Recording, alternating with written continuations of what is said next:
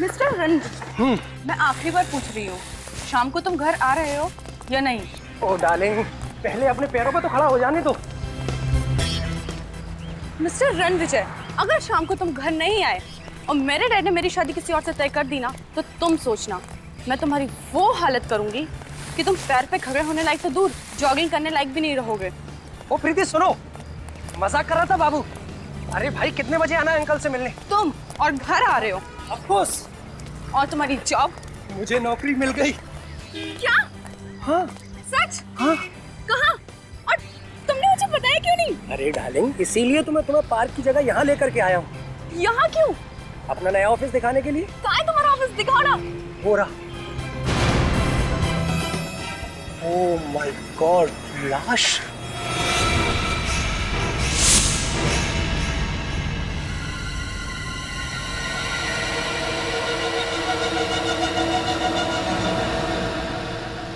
Sir, हो सकता है इस आदमी ने आत्महत्या की हो। अगर इसे लटक के मरना होता तो अपने घर पे भी लटक के मर सकता था। ऐसे दो ऊंची बिल्डिंग के बीच में लटकना लॉजिकल लगता है मुझे। लेकिन सर, अगर ये खून है तो खूनी को लाश को किसी सुनसान जगह में काट देनी चाहिए।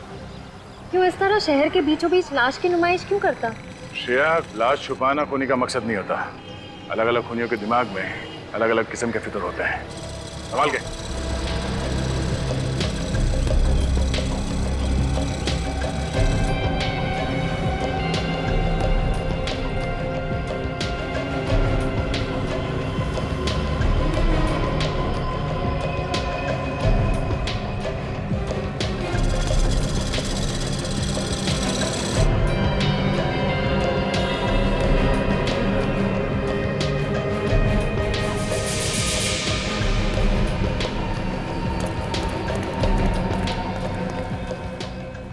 शरीर पे कोई चोट या घाव का निशान तो दिख नहीं रहा है। तो फिर इसकी मौत कैसे हुई होगी? सर, हो सकता है इसे यहाँ लटका के मारा हो। जिंदा आदमी को ऐसे दो ऊंची बिल्डिंग के बीच में लटकाना कोई आसान बात नहीं है श्रेया। आदमी चीखेगा, चिल्लाएगा, अपने आप को बचाने की कोशिश तो करेगा। सर, इसका मतलब इसकी मौत पहले ही हो चुकी होगी जब खूनी ने इसकी लाश को ऊपर टांगा होगा। हो सकता निखिल, एक आदमी को ऐसे लटकाना किसी अकेले आदमी के बस की बात नहीं है। दो तीन लोग होंगे साथ में। हाँ सर, एक लाश को यहाँ से वहां तक लेके जाना और उसे लटकाना, ये सब करने में किसी ना किसी ने तो देखा ही होगा उन्हें। सर, जेब बिल्कुल खाली है, मोबाइल पर्स कुछ नहीं है।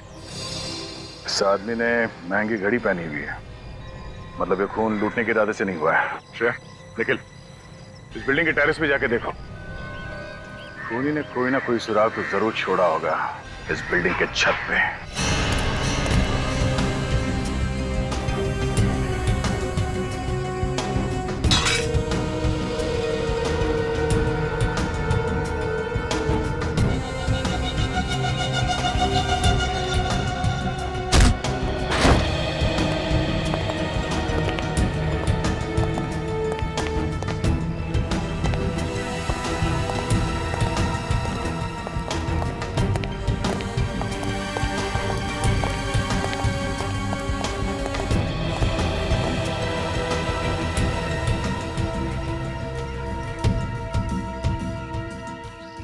रस्सी यहाँ बिल्डिंग के छत पे बांधी गई है, मतलब खूनी लाश को लेके यहाँ पे आया था।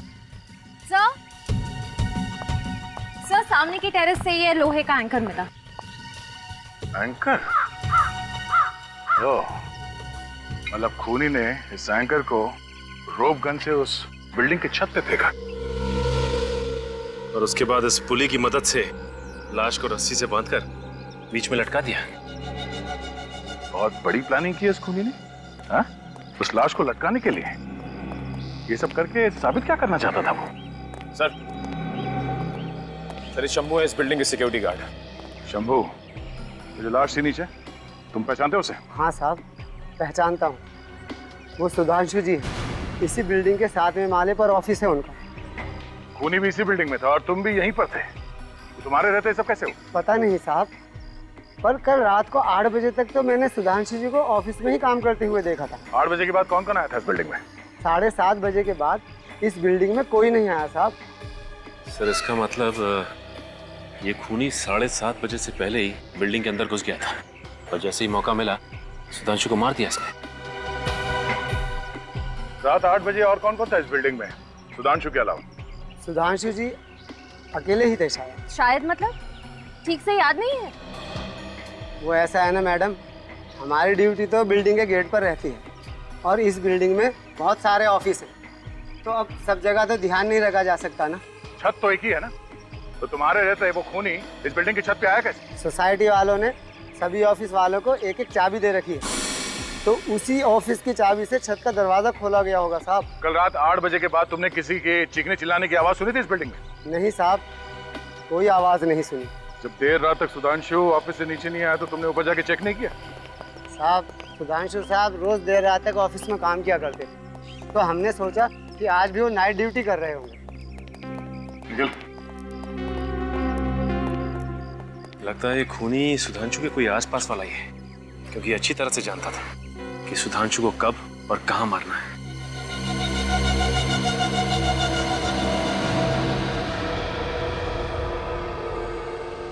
ये देख रहे हैं आप, बस सुधांशु के सर पर यहाँ किसी भारी चीज से वार किया गया है।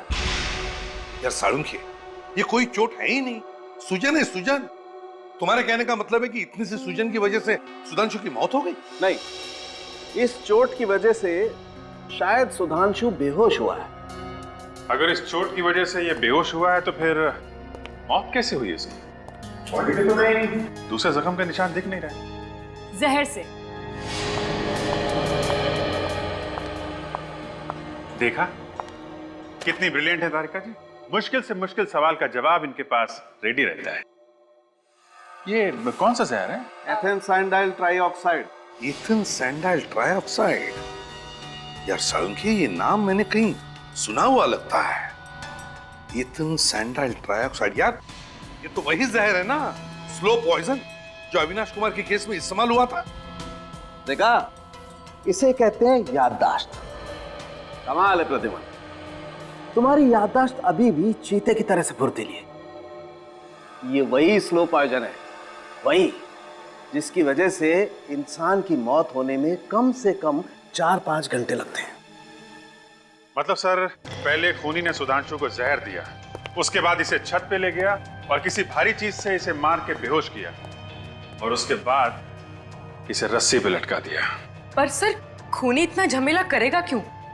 वो चाहता तो सुधांशु को एक आसान मौत दे सकता था ना। तड़पा तड़पा के मारना चाहता था वो सुधांशु को, तड़पा तड़पा के। ये खूनी है कोई सरफिरा। सर मुझे लगता है ये खून आपसी दुश्मनी की वजह से किया गया है, वरना किसी को मार के ऊपर लटकाने की और कोई वजह नजर नहीं आ रही है सर। हाँ अभिजीत, सही कह रहे हो तुम। और फिर जिस तरह से खून किया गया है, लगता है खूनी कुछ कहना चाहता था, हैं? शायद किसी को धमकी दे रहा है, और प्लानिंग भी खूब की इस खून के लिए सर। पहले से ही ऑफिस के बिल्डिंग में जाकर छुप के बैठ गया और जैसे ही मौका मिला अपना काम कर दिया। अच्छा, माउंटेनियरिंग का सामान जो मिला है, पता चला किस दुकान से खरीदा गया है? सर दुकान का पता लग गया है, अंधेरी में। अंधेरी में? जाओ उस दुकान में और पता लगाओ किसने खरीदा था वो माउंटेनियरिंग का सामान। और अभिजीत, सुधांशु की बीवी से जाकर मिलो और उससे सुधांशु के बारे में सब कुछ पता लगाओ, सब कुछ।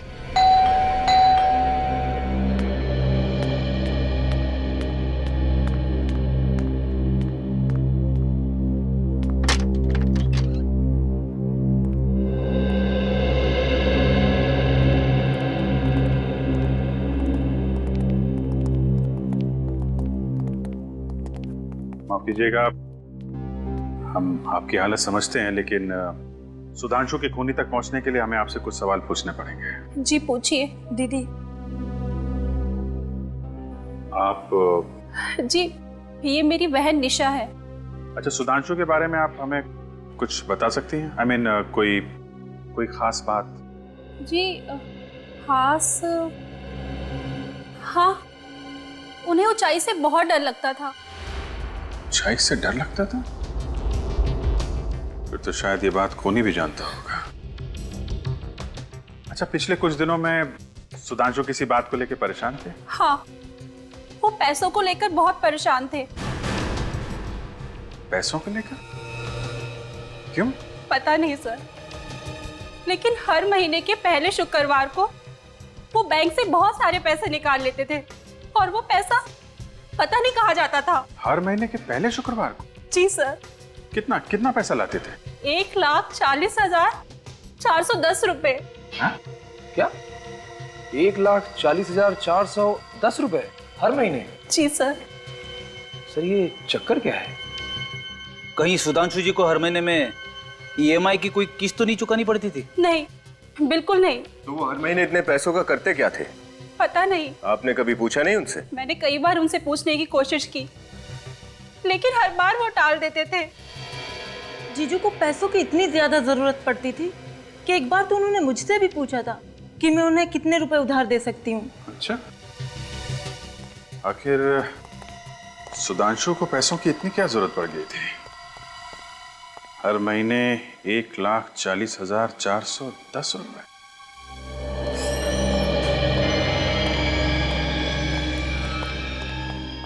Good morning sir. Good morning. क्या देखेंगे सर आप? हाइकिंग वगैरह करते हैं? हाँ, कभी कभी करते हैं। हाइकिंग का सारा सामान मिलता है हमारे पास। वैसे कुछ सामान तो हम साथ में लेकर आए। क्यों? हम लोग सीआईडी से। सचिन, ये देख, और ये बताइए कि सामान आपके यहाँ से खरीदा गया है क्या? हाँ सर, ये सामान रसिया में बनता है और सिर्फ मेरी ही दुकान पर मिलता है। आप बता सकते हैं किसने खरीदा होगा ये? क्या बात है, कुछ गड़बड़ हुई है क्या? एक खून हुआ है। खून?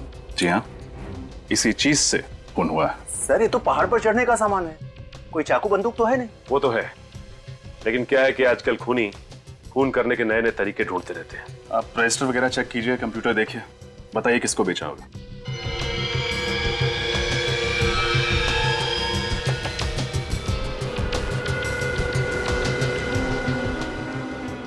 इस सामान पर जो बैच नंबर का स्टिकर होता है वो हटा दिया गया है।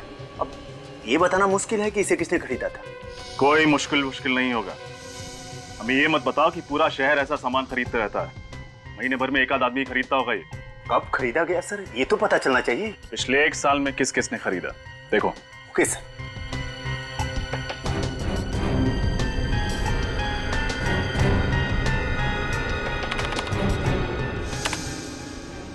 मिल गया सर, 10 लोगों ने। देखा, सिर्फ 10 लोगों ने। सर 10 लोगों का नाम पता नंबर तो मिल ही सकता है। शुरू हो जाओ। कल सुधांशु अपने ऑफिस से थोड़ी देर के लिए बाहर गए थे। हाँ, कल दोपहर को।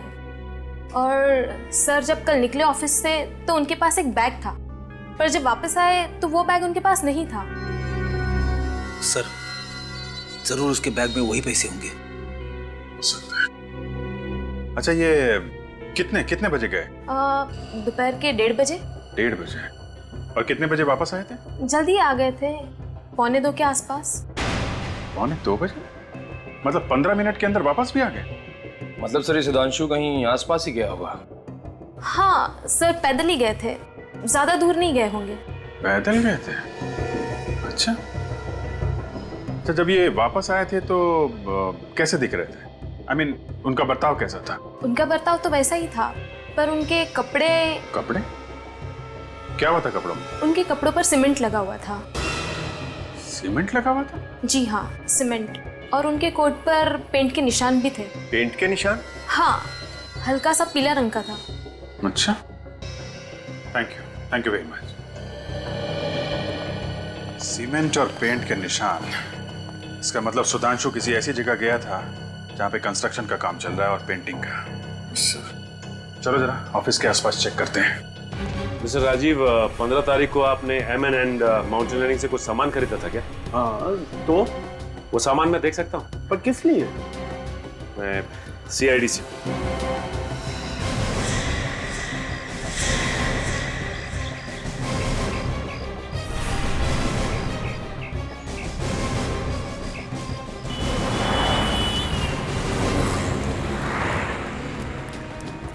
एक काम करो, आसपास देखो, वो अंडर कंस्ट्रक्शन बिल्डिंग मिलती है क्या, चेक करो।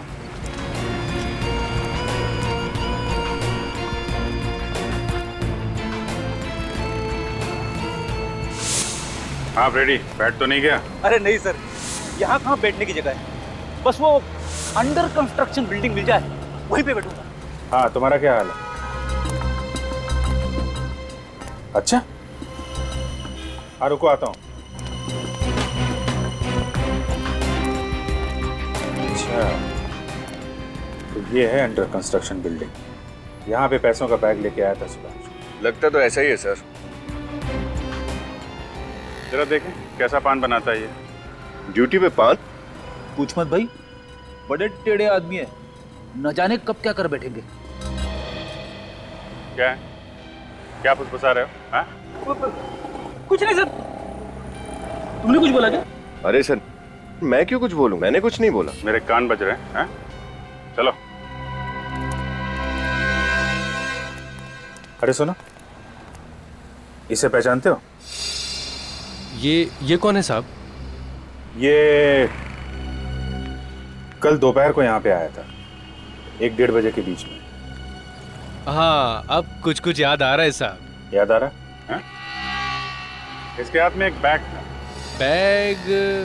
देखो, अभी प्यार से पूछ रहे हैं, जल्दी से याद आ जाए तो अच्छा है, वरना बहुत भारी पड़ेगा। हाँ साहब, एक बैग था साहब। था ना? क्या क्या किया उसने बैग का? लगता है साहब उस आदमी का दिमाग खराब था, जाते समय खाली हाथ चला गया। अच्छा, ऐसा तो हुआ नहीं होगा कि वो आदमी वहाँ बैग छोड़कर गया और तुमने जाकर देखा ना हो उसमें क्या है। माफ करना, आपने मुझे रंगे हाथों पकड़ लिया साहब। जी देखा ना जाके वहाँ पे? जी साहब, मगर इससे पहले कि मैं यहाँ से जाता, एक मेम साहब आई और वो बैग लेके चली गई। मेम साहब? देखने में कैसी थी? दिखने में तो मेम साहब ही थी। अरे यार, चेहरा तो देखा होगा ना उसका? नहीं साहब, चेहरा कहाँ देखा, वो मेरी निगाह तो बैग पे ही थी ना। नहीं देखा? अच्छा, ले चलो इस ब्यूरो ले चलो। अरे नहीं साहब, उसका कद 5.5 फीट के आसपास में था, रंग गोरा और लंबे बाल।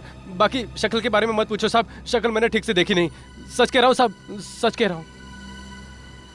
सर, सुधांशु की बीवी और साली 5.5 फीट से कम है, तो ये शायद कोई और ही होगी। इसका मतलब है इस गुनाह में एक लड़की भी शामिल है। हम अंकुश से मिलना चाहते हैं। आप लोगों ने आने में बहुत देर कर दी। 5 दिन पहले उनकी मौत हो गई है। मौत? I'm sorry। कैसे हुई मौत? आग में जलकर। ये आग कहाँ लगी थी? उनके ऑफिस में। संभालिए अपने आप को। जिस चीज से वो जिंदगी भर डरते थे, उसी चीज ने उनकी जिंदगी छीन ली। मतलब ये अंकुश आग से डरता था? जी हाँ, उन्हें आग का फोबिया था।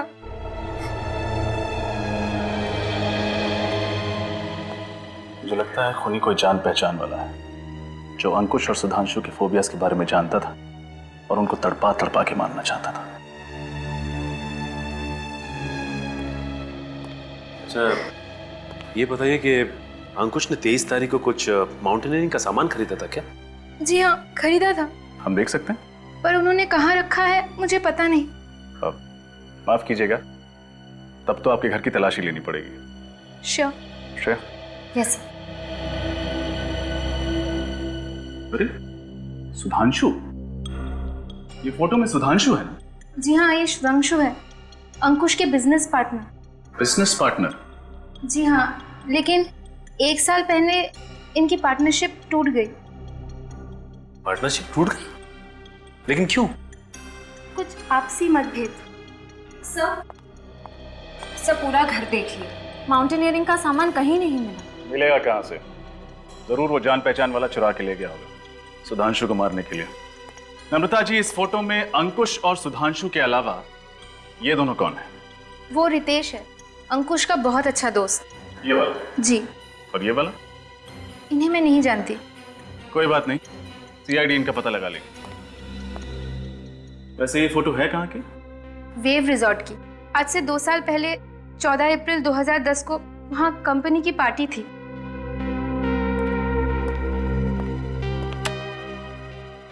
वेव रिसोर्ट, 14 अप्रैल 2010। सर, ये रही फायर डिपार्टमेंट की रिपोर्ट। इसमें साफ साफ लिखा है अंकुश के ऑफिस में जो आग लगी थी वो पेट्रोल की वजह से ही थी। मतलब आग लगी नहीं, लगाई गई।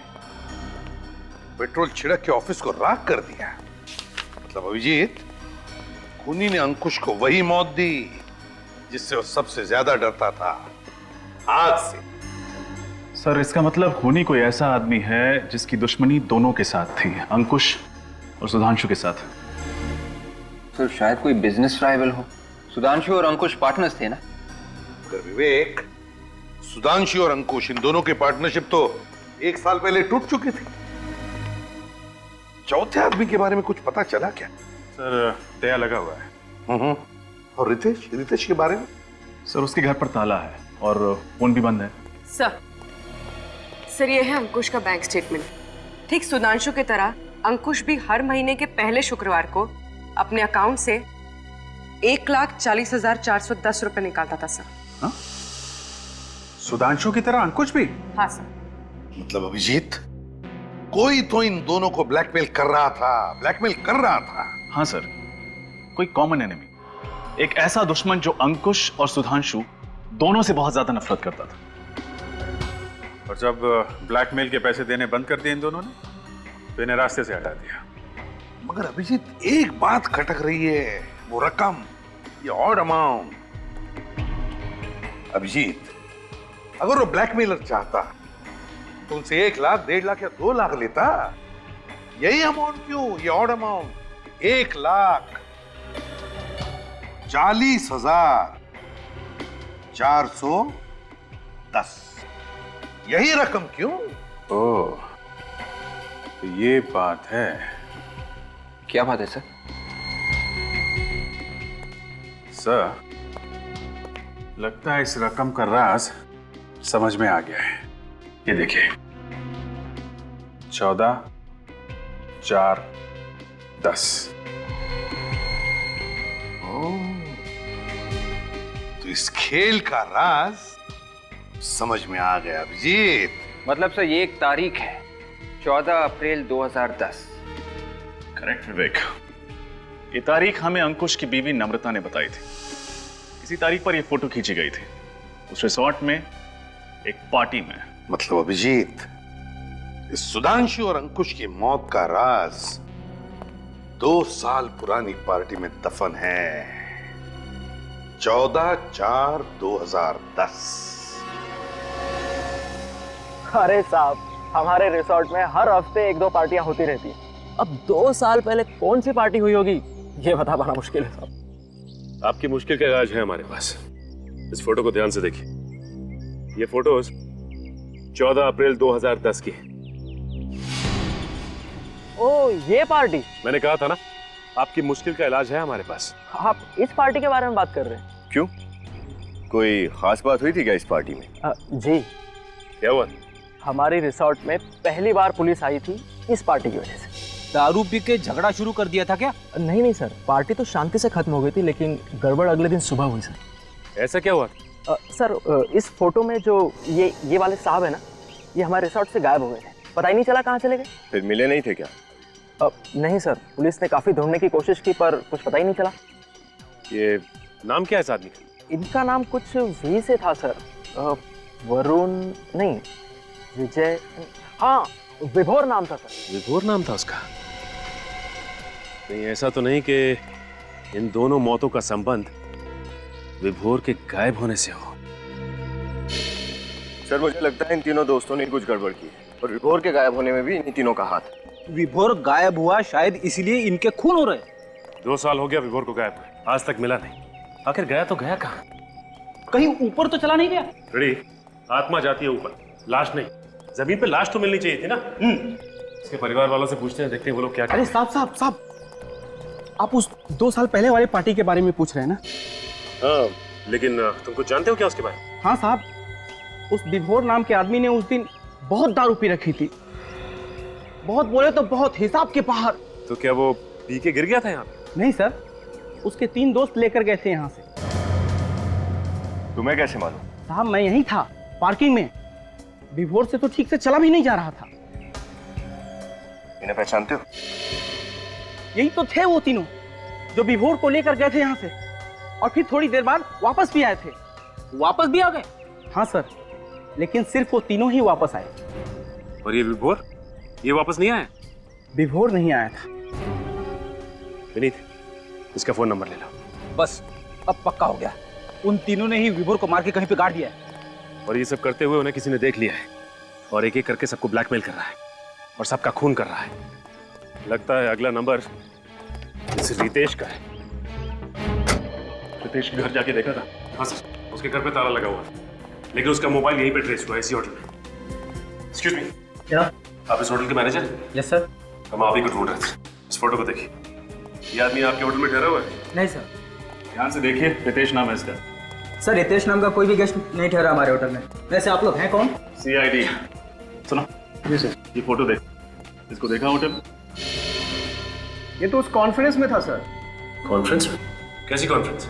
एक्चुअली सर आज हमारे होटल में मरीन इंजीनियर्स की एक कॉन्फ्रेंस थी, जिसमें बाहर से बहुत से लोग आए हुए थे। कहाँ है कॉन्फ्रेंस हॉल? हॉल नंबर 5 में सर। अभी चालू है कॉन्फ्रेंस? बस 5 मिनट पहले खत्म हुई है। एक्सक्यूज मी, ये जो कॉन्फ्रेंस के लिए बाहर से लोग आए थे, वो है क्या अभी? सर सारे चले गए सर। चले गए? अच्छा ये फोटो देखो, ये आदमी भी था क्या उनमें? ये तो लिफ्ट के अंदर जाते हुए दिखा सर। लिफ्ट के अंदर? तो नीचे गया होगा।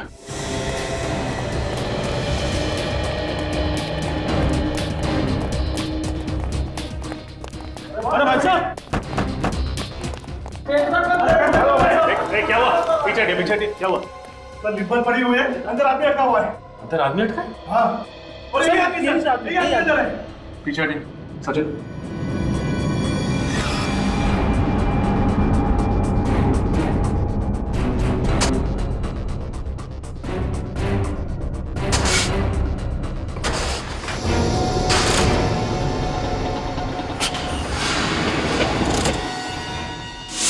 बाहर निकालो।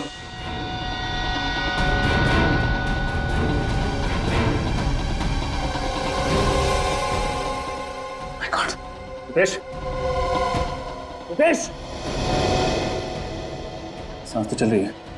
विनीत, एम्बुलेंस को फोन करो जल्दी। डॉक्टर साहब, अब तबीयत कैसी है रितेश की? डोंट वरी, अब कोई खतरे की बात नहीं।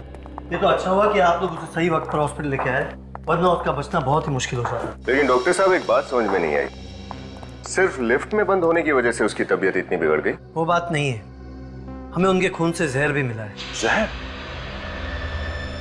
कैसा जहर? अब ये तो कोई फॉरेंसिक एक्सपर्ट ही बता सकता है, पर लगता है कि बहुत ही स्लो पॉइजन था। अगर कोई जल्दी असर करने वाला जहर होता ना, तो रितेश शायद अभी जिंदा नहीं होते। सर शायद ये वही स्लो पॉइजन होगा, इथेन सैंडल ट्राइऑक्साइड, जो सुधांशु की बॉडी में मिला था। मुझे भी यही लगता है। अच्छा डॉक्टर साहब, हम रितेश से मिल सकते हैं? Sure, please.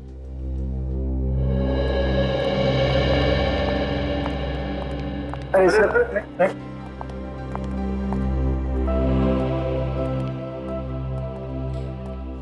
आप लोग सही वक्त पर मुझे यहाँ नहीं लेकर आते। मेरा तो टिकट ही कट गया था, वो भी बिल्कुल फ्री में। नहीं नहीं नहीं नहीं, फ्री में नहीं, पूरे 1,40,410 रुपए में। 1,40,410? ये कैसे? देखो रितेश, अब सच पे पर्दा डालने से कोई फायदा नहीं है। हमने तुम्हारे बैंक अकाउंट के डिटेल चेक किए हैं। तुम हर महीने के पहले शुक्रवार को 1,40,410 किसे देते थे? मैं? किसे? उसी को जिसे सुधांशु और अंकुश भी पैसे देते थे, और जिसने उन दोनों का खून कर दिया, और तुम्हारे ऊपर भी तो हमला किया। मुझ पर किसने हमला किया मैं नहीं जानता, मैंने तो उसका चेहरा भी नहीं देखा।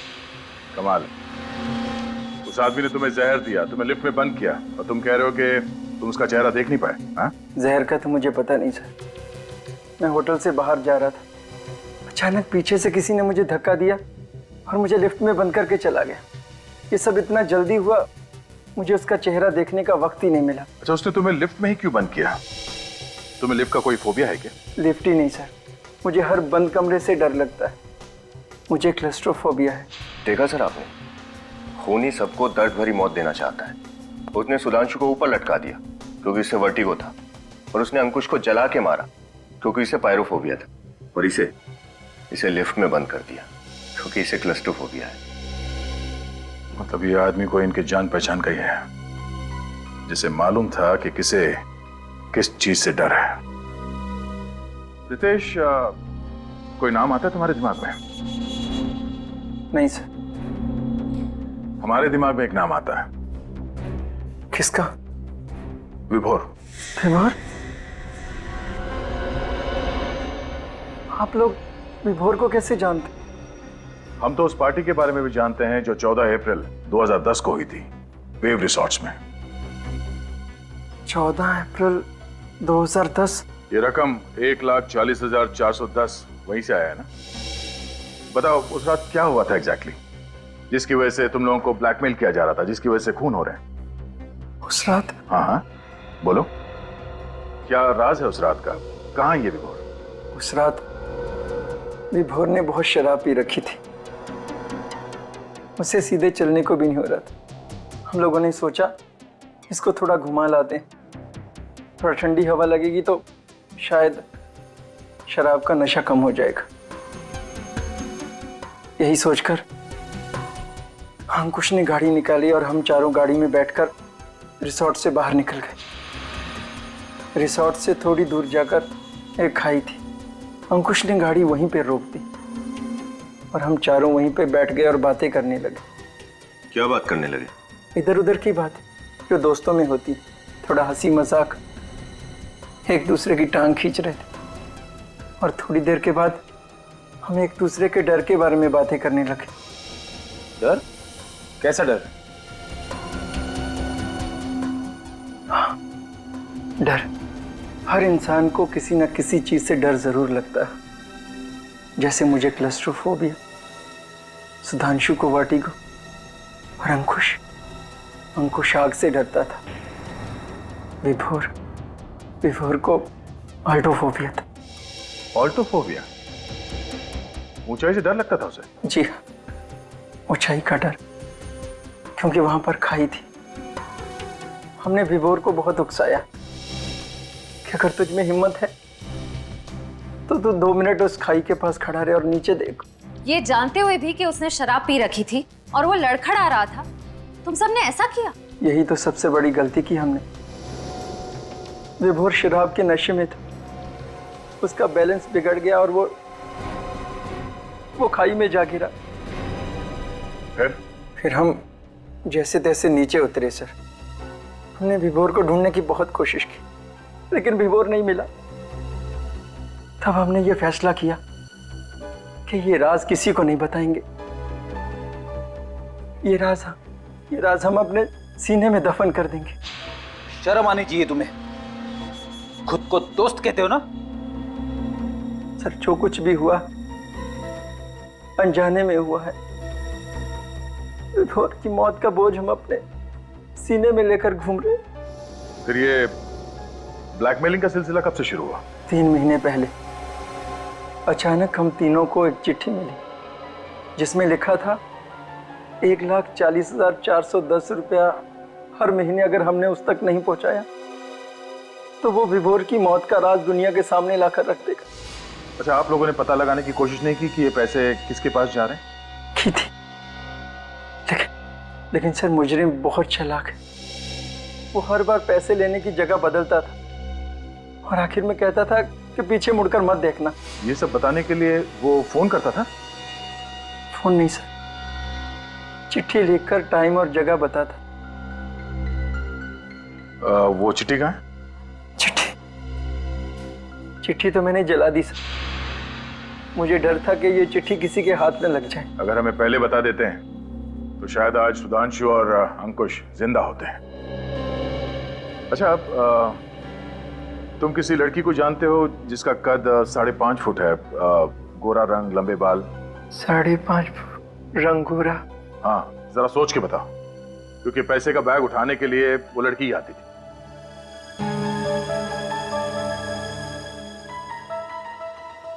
ओह माय गॉड, कहीं ये मनीषा तो नहीं? मनीषा? ये मनीषा कौन है? विभोर की पत्नी।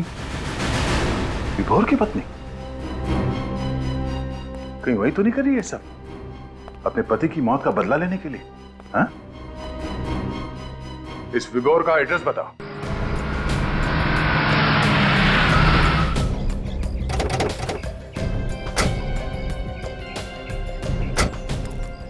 ये विभोर का घर? हाँ सर, प्योर कर गई। सर जरूर इस सबके पीछे मनीषा का ही हाथ होगा। ब्लैकमेल करके वो अमीर भी बन गई और खून करके अपने पति की मौत का बदला भी ले लिया।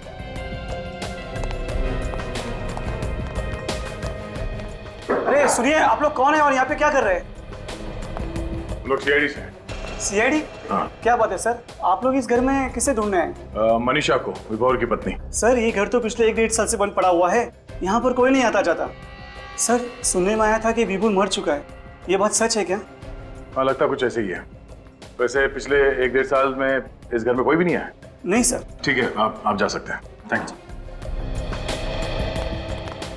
पिछले 1-1.5 साल से यहाँ कोई नहीं आया, तो फिर इलेक्ट्रिक बिल, कुरियर, चिट्ठी कुछ तो होना चाहिए था लेटर बॉक्स में। कुछ नहीं। चलो अंदर चल के देखते हैं।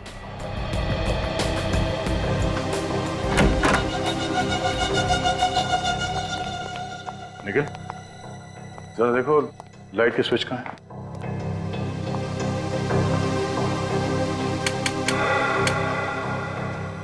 देखा सर, घर में लाइट अभी भी है, कनेक्शन कटा नहीं है। इतना ही नहीं, फर्श भी एकदम चकाचक है। छत पे कहीं भी मकड़ी का जाला नहीं है। ऐसा लगता है यहाँ हर रोज साफ सफाई हो रही है। निखिल, जरा ऊपर चेक करना।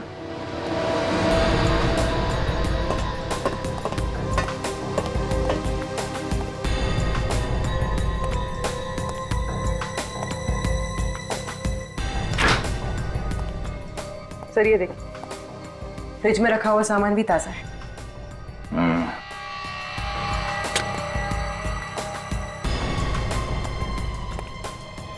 सर ऊपर भी घर एकदम साफ सुथरा है। मतलब ये मनीषा घर में तब आती होगी जब पड़ोसी की नजर उन पे नहीं पड़ती।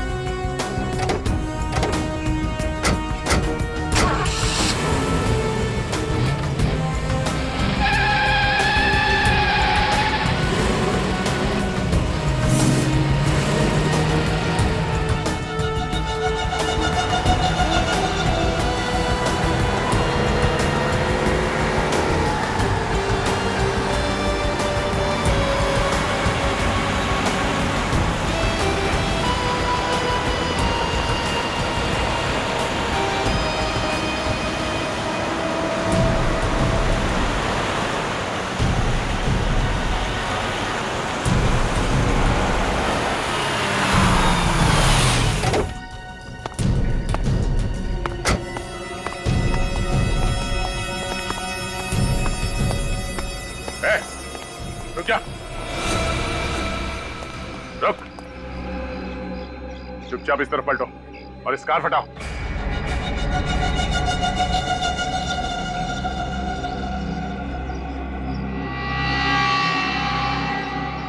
कार हटाओ।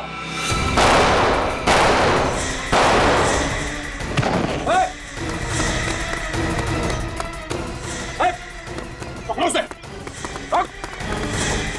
बस, डोंट मूव। कर नीचे। कर नीचे। कार हटाओ। मैंने कुछ नहीं किया, मैंने कुछ नहीं किया, इसे मैंने उसके कहने पे किया था। किसके कहने पे? हाँ, किसके कहने पे?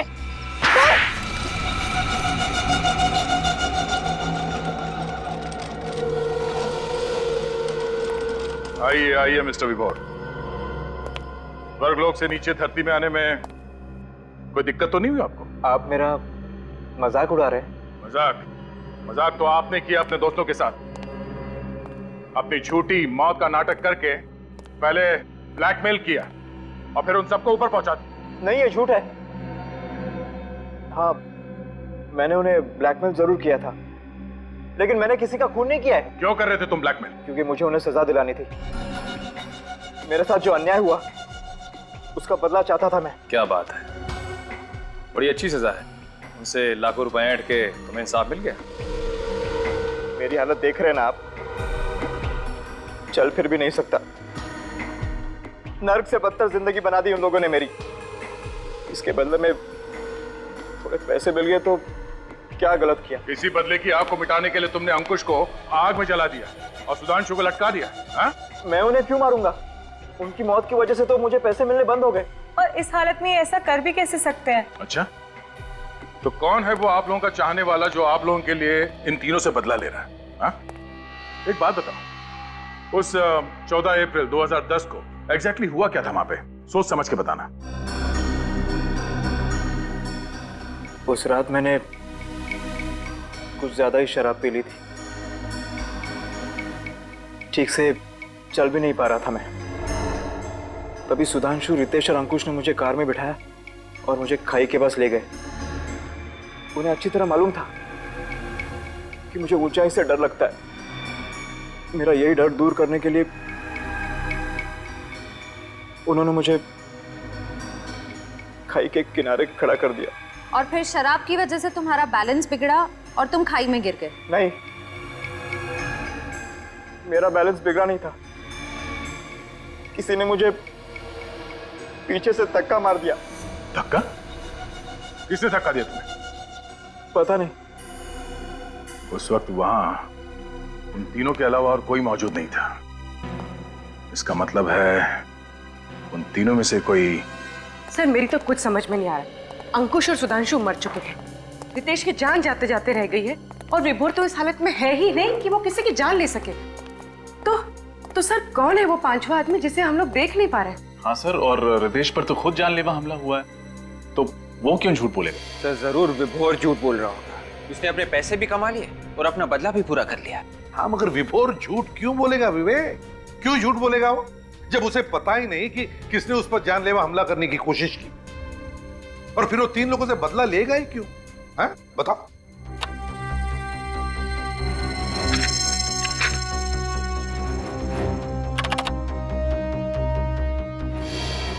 ये रितेश उस दिन होटल में कोई कॉन्फ्रेंस अटेंड करने गया था ना? Yes sir.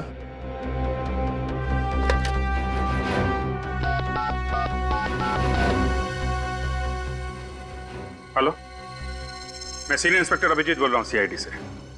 जी, रितेश आपके होटल में जो कॉन्फ्रेंस अटेंड करने आया था। रितेश, अरे वो जो लिफ्ट में अटक गया था? हाँ जी, हाँ तो वो जो कॉन्फ्रेंस अटेंड करने आया था, आपको मालूम है कौन सी कॉन्फ्रेंस थी, किसकी थी? क्या? Thank you very much sir. Ritesh उस दिन होटल में सबमरीन इंजीनियर्स की कॉन्फ्रेंस अटेंड करने गया था। सबमरीन इंजीनियर्स की कॉन्फ्रेंस? तो फिर अभिजीत, हमारा खूनी मिल गया।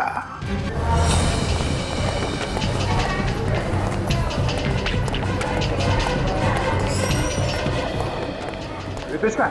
वो ब्लड टेस्ट के लिए गए हैं। ब्लड टेस्ट के लिए? अटेंडेंट को फोन करके बोलो उसे वहीं रोके। पर बात क्या है? वो बोला जाए वही करो, जल्दी।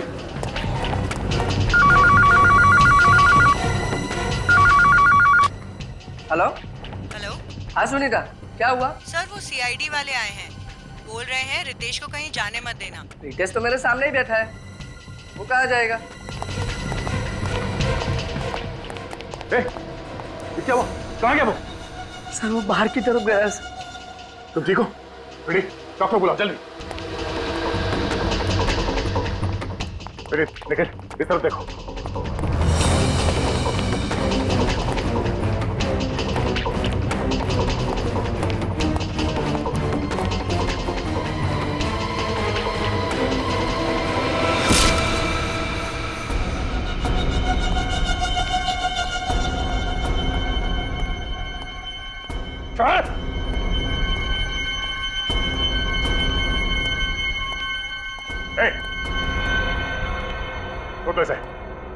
छोड़ दे से वरना अच्छा नहीं होगा। अच्छा तो इस कबूतर के लिए नहीं होगा। दो खून कर चुका हूँ, एक और कर दूंगा, फांसी तो एक ही होनी है। मैं कहता हूँ जाने दो मुझे। ठीक है, तुम चले जाओ, निखिल को खुश नहीं होना चाहिए। अब है ना लाइन पर, कर नीचे करो। नहीं दे रहे, कर नीचे करो।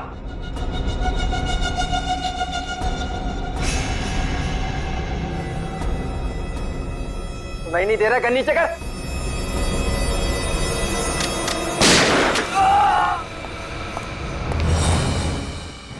दो खून करके सीआईडी से पंगा लेगा तुम? आप लोगों को पता कैसे चला कि खून मैंने किया? तुम्हारा झूठ जो पकड़ लिया हमने। तुमने हमसे कहा कि तुम्हें क्लॉस्ट्रोफोबिया है, मतलब बंद कमरों का डर। हाँ? और अगर ऐसी बात है तो फिर उस दिन वहां होटल में सबमरीन इंजीनियर्स के कॉन्फ्रेंस में क्या करने गए थे तुम? हाँ? इतनी प्लानिंग की, छोटी से छोटी बात का ख्याल रखा, फिर ये गलती कैसे हो गई? सीआईडी की बात ही कुछ ऐसी है। एक छोटा सा सुराग भी काफी है हमारे लिए तुम जैसों का भांडा फोड़ने के लिए। अब ये बताओ, अपने दोस्तों को क्यों मारा तुम? लगातार हो रही ब्लैकमेलिंग से सुधांशु और अंकुश परेशान थे। वो मुझे धमकी देने लगे थे कि मेरे किए हुए गुनाह का भुगतान वो नहीं करेंगे और सीआईडी को सब सच सच बता देंगे कि विभोर को धक्का मैंने दिया था। मतलब वो दोनों जानते थे कि विभोर को तुमने धक्का दिया? हाँ। वैसे तुमने विभोर को धक्का दिया क्यों? क्या बिगाड़ा था उसने तुम्हारा? हाँ? क्योंकि उसने मेरा प्यार छीना था। क्या मतलब? मैं मनीषा से प्यार करता था कॉलेज के दिनों से ही। विभोर को ये अच्छी तरह पता था, फिर भी उसने मनीषा को जाकर प्रपोज किया। और मनीषा ने विभोर का ये शादी का प्रपोजल स्वीकार करके उसे शादी कर ली? हाँ? हाँ, उसी दिन मैंने तय कर लिया था कि विभोर को इसकी भारी कीमत चुकानी पड़ेगी। कीमत विभोर नहीं, तुम चुकाओगे, सलाखों के पीछे फांसी का इंतजार करते हुए, क्योंकि विभोर अभी जिंदा है।